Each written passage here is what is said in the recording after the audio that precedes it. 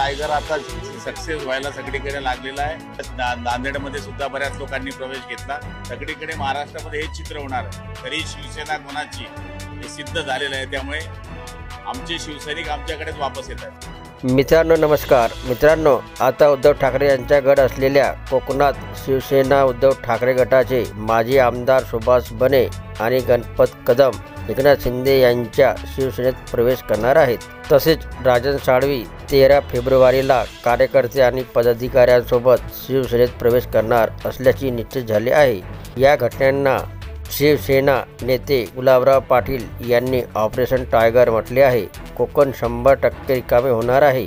शिवसेना उभाटाचे कोणीच त्या ठिकाणी राहणार नाही असे गुलाबराव पाटील यांनी म्हटले आहे। राज्याचे पाणी पुरवठा मंत्री आणि शिवसेना नेते गुलाबराव पाटील यांनी उपमुख्यमंत्री एकनाथ शिंदे यांना वाढदिवसाच्या शुभेच्छा दिल्या। ते म्हणाले, शिंदे साहेबांना लाडकी बहीण, लाडका भाऊ, लाडका शेतकऱ्यांची सेवा करण्याचे मान मिळालेला आहे। कोकणातून अनेक शिवसैनिक पदाधिकारी एकनाथ शिंदे यांच्यासोबत येत आहेत। त्यावर बोलताना गुलाबराव पाटील म्हणाले, शिवसेना उभाठा आता कोकणात नावालाही राहणार नाही। पूर्ण कोकण 100% खाली होणार आहे। ऑपरेशन टायगर आता मार्गी लागणार आहे। अनेक जिल्ह्यात शिंदे यांच्या शिवसेनेत लोक येत आहेत। नांदेडमध्ये बऱ्याच लोकांनी प्रवेश घेतला। शिवसेना कोणाची हे सिद्ध झाले आहे। त्यामुळे आमचे शिवसैनिक आमच्याकडे आहे। सगळीकडे महाराष्ट्रामध्ये हे चित्र असणार आहे असे गुलाबराव पाटील यांनी म्हटले।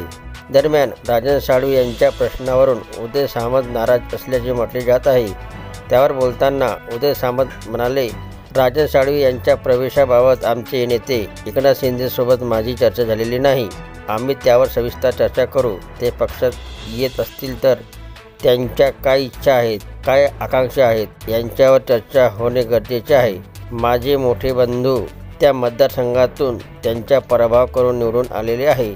त्यांनाही विश्वासात घेणे गरजेचे आहे। तर ही होती मित्रांनो राज्याच्या राजकारणाबद्दलची माहिती। व्हिडिओ आवडला असेल तर चॅनलला सबस्क्राईब करायला विसरू नका।